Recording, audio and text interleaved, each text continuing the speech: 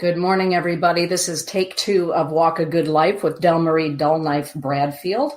And I'm hoping that each and every one of you can catch up with this. It's an amazing thing, isn't it, Chue, when you and I start to talk about sacred objects or ceremony or any of those kind of things, all of a sudden we can have some interference.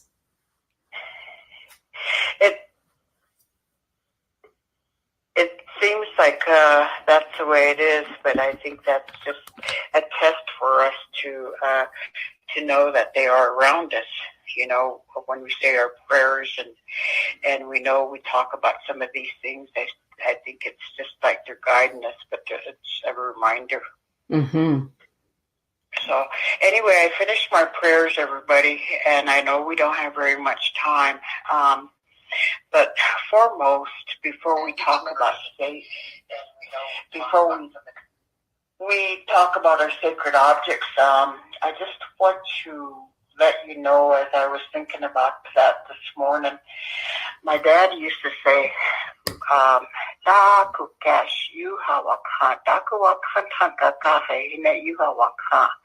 and that means, you know, everything that the Creator had gifted us with or made is all sacred.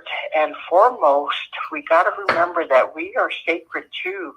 I think as a human being, we always don't remember that we are sacred. We were given a life, and how we treat ourselves as a sacred object is something that we forget most times. How do we take care of ourselves? And foremost, if we don't take care of ourselves, how can we take care of it? Take care of other things. So when you really think about it, I mean, again, I always like to correlate by old teachings from way back, and this is just my teachings, my own experiences. So I'm not saying I'm an expert at this or anything, but I just wanted to remind you that foremost, we are sacred. We pretty much have been given a life here, and for us to utilize everything that we have around us is sacred, and we have to treat it sacredly. And I think we forget about that. When we pick up a plant, we use the plant, we drink our water. That's one of the things that gives us life, and if you really think about it, that is sacred because it keeps us alive.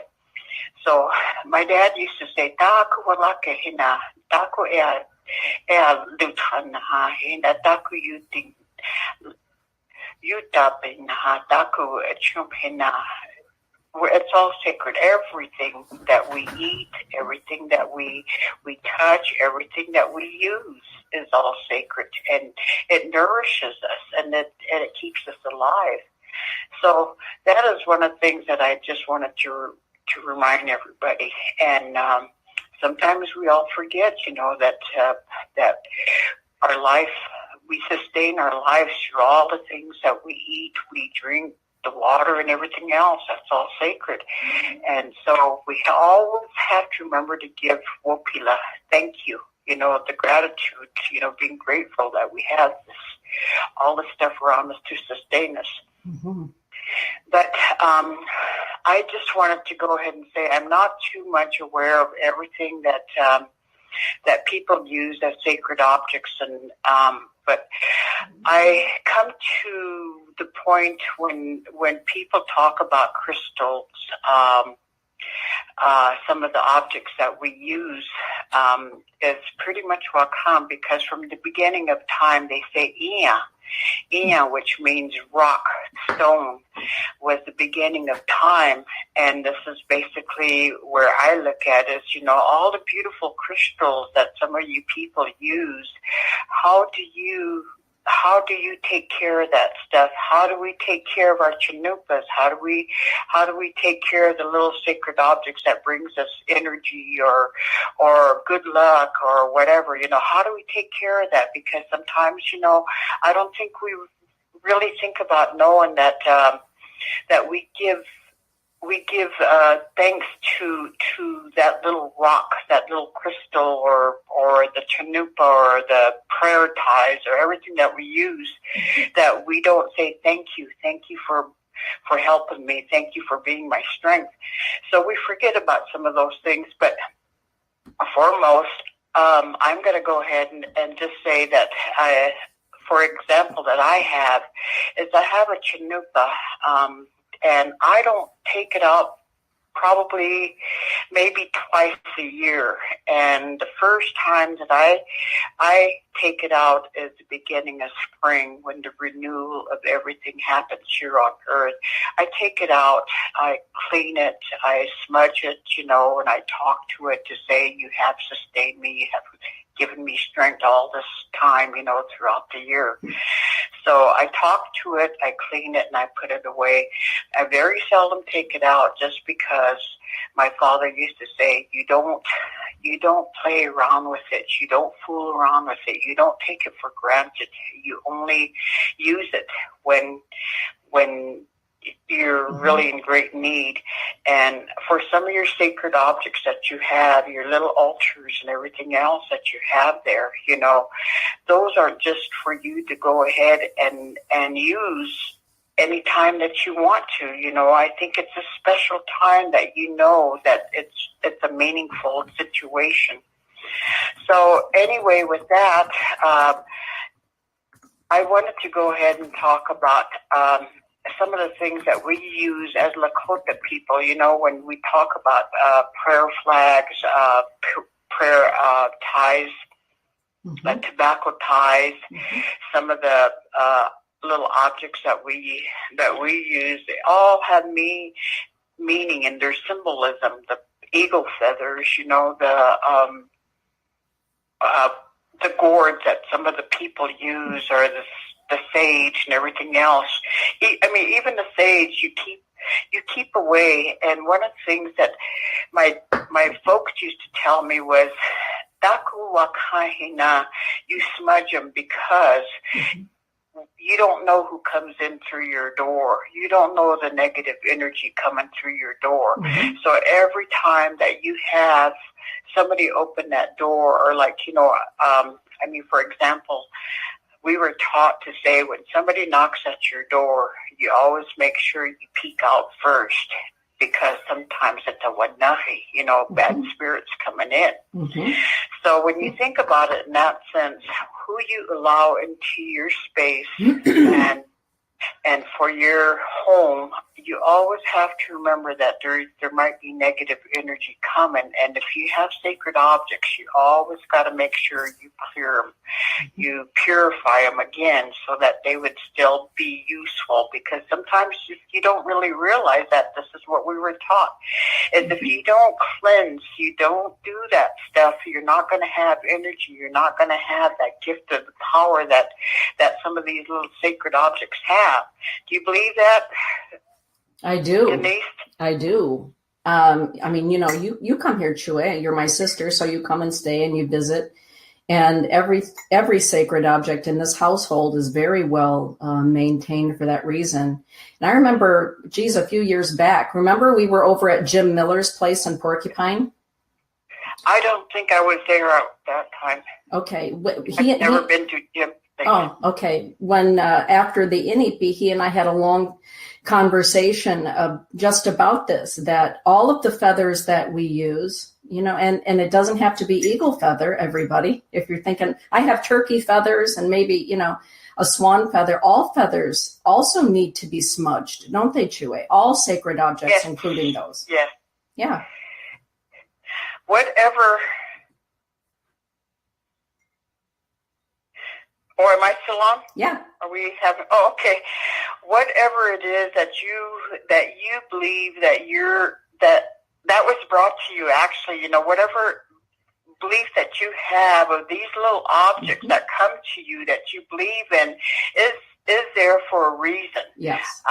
Just like Denise said, I don't care if it's a turkey feather. I know we hold eagle feathers in high regards, because the eagle feather symbolizes the highest that an animal can go to take our prayers. And within that eagle feather, you see the stem of it. That is you. That's a representation of you and all the little fibers or the little strands that go along this eagle feather. That is your life. That is your walk of life as you see it. So, I mean, even having an eagle feather or a turkey feather, I don't know what kind of feathers. I know that Catherine Lady Hawk is really into to hawk, so she carries, the hawk feathers. It's a symbolization for her to go ahead and say this represents maybe each one of her kids. So you put that thought into it, and you put that belief into these sacred objects. Mm-hmm. And this is what we were taught: is to say the little rocks that may have inspired you, or even you when you're out there walking and one catches your eye. Mm-hmm. That is just not something that just happens. That is, I mean, it's kind of like being guided to that rock. Mm-hmm. To know that this rock is going to mean something, whether if you know it at that time. And I know my mom used to carry a lot of rocks, so she'd pick up a lot of rocks. But the only thing that we used to call her rock hound, and she said, "No," she said, "you don't understand." But she said, "These rocks," she said, "they come to you. Mm-hmm. They come to you, and they have a meaning. You don't understand it, but," she said, "once you know," she said, "you're going to know it." She said that they are there to help you. Mm-hmm. So, with the little objects that you have, everything that is around. I don't care if it's a flower. I mean, I hate to use a flower for an example because I don't like to pick flowers just to know that, you pick them and they'll wilt and die. But everything, I mean, the little plants that you have in your home is sacred. Yes. Because if you really think about it, some of these plants purify your home. Mm-hmm. And we have to take deeper thought in everything that we have here. But in regards to prayer flags and the tobacco ties that we make as Lakota people, and for some of them that make the prayer flags and ceremonies, or even to make the tobacco ties, there is a significant meaning in the colors in the tobacco, because the tobacco is one of the gifts that the Tugashilas like. Mm-hmm. So one of the things that I just want to remind you is to know that if you have crystals, if you have, your little statues or anything, there's energy in there. It's sacred, because it was brought to you. Mm-hmm. You picked that out for a reason. Hey, Chue. And yes. Can we talk for a minute about the chanupa, and what are your thoughts and feelings about people that say they go to Pipestone and they find one, they're made by a native person, and they just bring it home and they just, decide to smoke it, or they decide just to go out and get a chanupa without being trained in how to be with it or any of that. What are your thoughts about that? Well, my father used to say it's a calling, because for wherever the story came from and why the belief came, but Pipestone, Minnesota, where the pipestone comes from, was regarded as a sacred place, and that they say was the accumulation of our ancestors' blood, and that's why that quarry was. I mean, the stone is red. So when somebody has the notion to go ahead and want to carry a pipe, or has any interest in carrying a pipe, it's really not. It's not because it's a souvenir or whatever. There's a meaning behind that, and for whatever reason,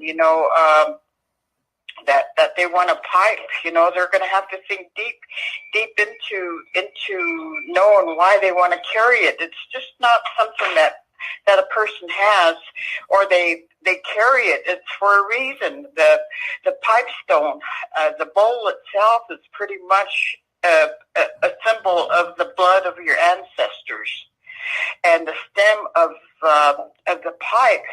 There's a meaning behind that too, because we were told that you don't pick just a regular wood to make the stem. You got to use ash. And the reason why they say ash is the strongest was they say when the Wakians come, it's basically the ash that gets struck by lightning, but it's so strong that it stands.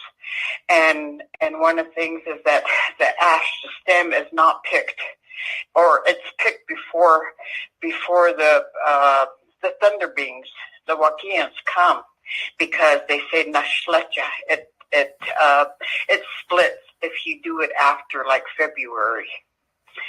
But the meaning of the sacred pipe is basically you're going to know within yourself that this is meaningful to you. It means something to you. It's just not something that you carry, that you have. And when you do carry it, like I said, I don't touch mine all the time. Barb believes in hers. She carries hers all the time, and she uses it. That's her strength. And as you can see, she keeps going and going like the energy buddy. She does. But for me, like I said, I am not one. I am not worthy to have one because I did not earn that through Vision Quest or through Sun Nets. Those are some of the things that are required when you go up for a Vision Quest. You know, you have to prepare ahead of time. There's a lot of things that you need before you go up for a Vision Quest, because foremost, that Chanupa is supposed to be your strength. Mm-hmm. It gives you strength. Mm-hmm. So if you don't go through the ceremonial way of getting a pipe too, you know, I guess the thing about it is, it diminishes the sacredness of it, is what I'm trying to say.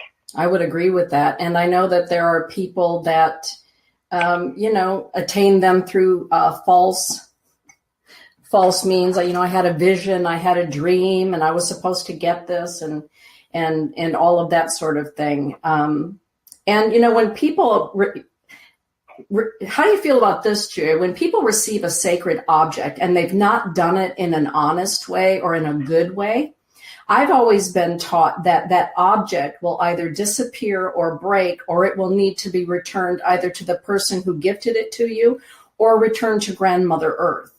How do you think about that? Well, that pretty much is, I have to kind of smile about that, just because it does happen.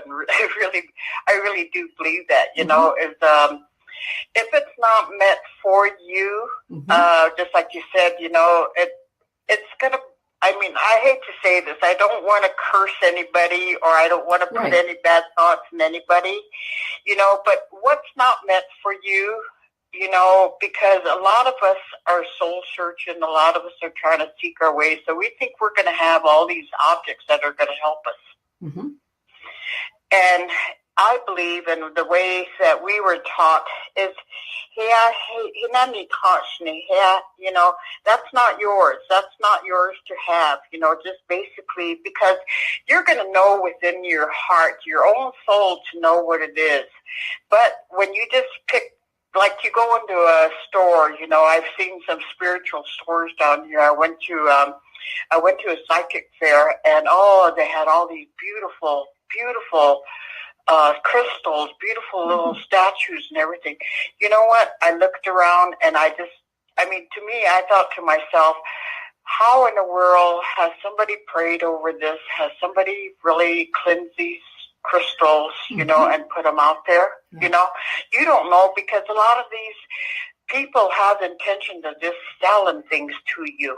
Exactly. Well, there's a more behind that to say with not good intentions, it's not going to work. Mm-hmm. And I'm glad that you said that, Chue, because if there's anybody that's watching the show right now and listening to you, and maybe, they do set up metaphysical fairs or healing centers, or, people use sacred objects in a variety of ways. Perhaps they never thought until just this moment when you said this, that maybe before they set their crystals out for sale, or including jewelry made of crystals and stones, that perhaps they should all be smudged and prayed over in a good way. So thank you for bringing that up. I believe that, just because, like I said, if you really think about it, ego comes in the way again in the form of greed. with bad intentions of saying, okay, greed, I'm going to sell this stuff to you, without ever the thought of saying, this is sacred. Mm-hmm. These are sacred objects. So you should, with good intentions, with a good heart, if people are selling this stuff, I think it will pretty much, a person will know if this is right for you. Mm-hmm. But again, like I said, if you just go out and say, okay, I'm going to have all this, I'm going to have all these crystals, mm-hmm. and I don't care if it's a pipe. I mean, or eagle feather or something that you have on your altar. Mm-hmm. Always make sure you smudge it. And again, mm-hmm. smudging with sage, they say, we believe that it wards off negative energy. But you should also smudge it with sweet grass, mm-hmm. because that's the positive energy coming into that. So a lot of people can smudge, but we forget, a lot of times to smudge it again with sweet grass. Mm-hmm. And again, that's basically one of the things that I was teaching the department manager here. I gifted her with sweetgrass. We did that cleansing here, and I told her, I said, you smudge, but sometimes I said we believe, that you ward off the negative energy, but what positive energy are you going to bring back in here? Mm-hmm. So those are just some of the things that we believe in. But again, always remember, like I say, if you have sacred objects, always make sure, what was the intentions of you getting this? Were you drawn to it? If you were drawn to it, mm-hmm. and you knew that this is what you want, and you're going to get that for yourself to help you with your health, your energy, abundance, or whatever it is, always take care of it. Mm-hmm. Yeah. But I think we kind of got away from the part of me explaining a lot of the Lakota objects that we have here.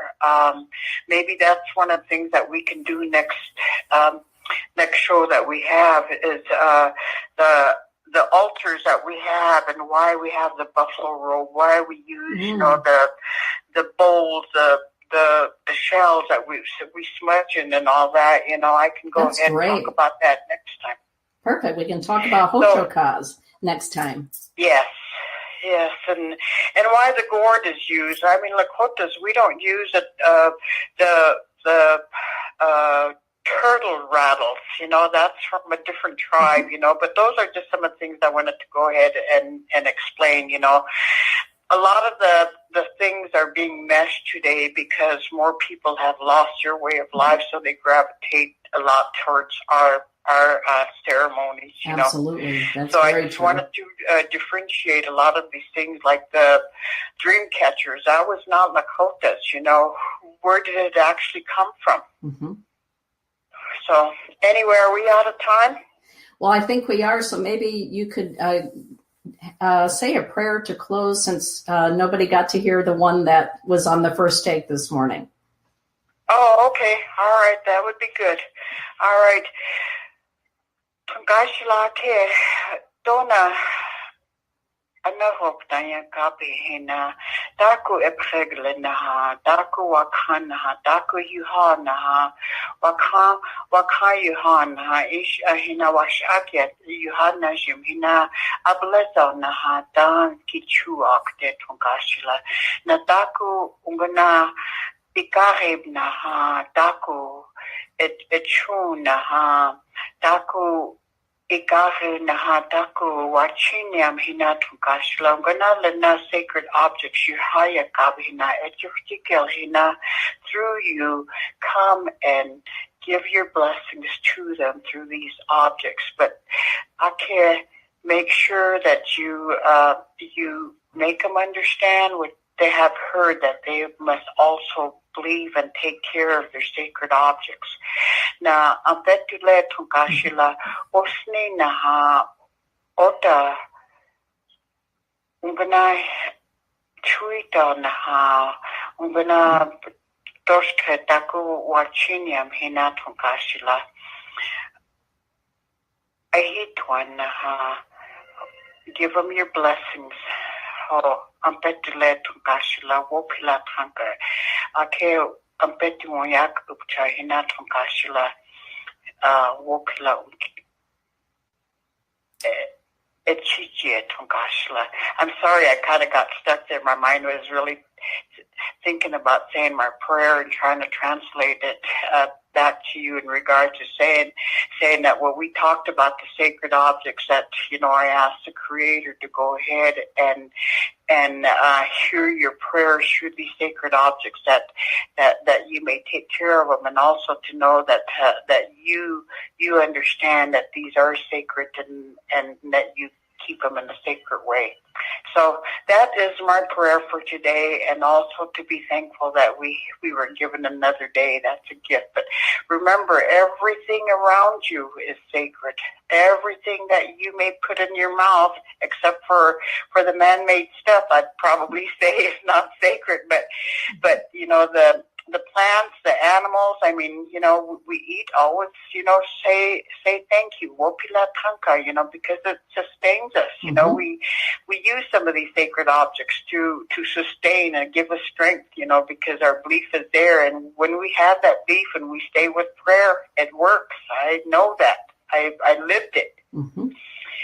So that is my talk for today. And next month, I will talk about our sacred objects.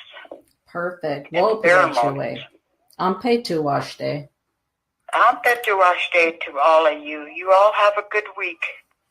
Bye-bye. Wopilachue. Bye-bye. Thank you, everyone, for tuning in to Dellmarie Dullknife Bradfield and Walk a Good Life. Fantastic show today. Thank you for liking and sharing the show. And for those of you that are tuning in for the first time and you wonder where can you get more information from Dellmarie, well, she has a fan page on Facebook. It's called Walk a Good Life. You can look it up and go and like her page. And in doing so, then you will get notifications every time she sends out a teaching or she shares something important, or, of course, when she has her monthly show here on the Temple Within. So with that, everybody, Ampe tuwashte, lila washte. Have a very good day. Blessings be. And I am up in just a couple of minutes after a fresh cup of Wakalapi with the Mystic's Heart.